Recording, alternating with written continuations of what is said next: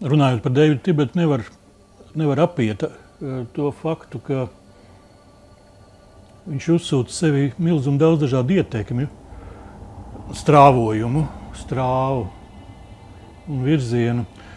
Dzimis Malaizijā un uzaudzis, pavadījis bērnību Austrumāzijā. Viņš ir iepazinies gan ar budismu, daoismu, hinduismu, arī ar kristīgo misticismu, ar Alistera Kraulija darbiem. Un tas viss ir jūtams viņa mūzikā. Man šķiet, ka arī radot mūziku un darbojoties grupā Current 93, viņš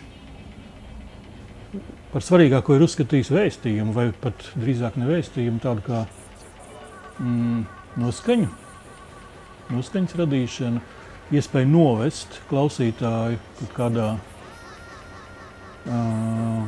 stāvoklī, telpā vai izplatījumā, kurā ar šo skatītāju, klausītāju būtu iespējams kaut ko izdarīt, mainīt kaut ko viņa dzīvē.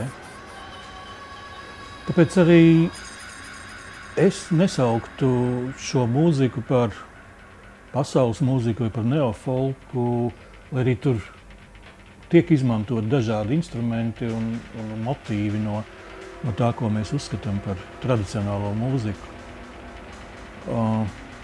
Man šķiet, ka tur pamatā ir kaut kāda vēlēšanās, un tā pastāvēja, tā radās 70. gadu beigās, 80. sākumā Eiropas mūziķu vidē, vēlēšanās atgriezties pie kaut kā īsta, pie kaut kā pamatīga. Un šajā gadījumā Deivids Tibets to īsto un pamatīgo atrada senās tradīcijās, tikai viņu interesēja kaut kas vairāk, nevis tikai mūzikas tradīcija, instrumenti, skaņas, melodijas, tēmas.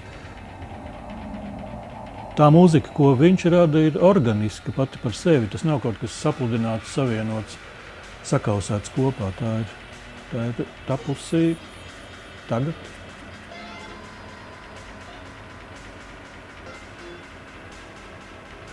Tagad un šeit, un tieši tāpēc, jā, es domāju, viņa koncerti ir svarīgāki par ierakstiem.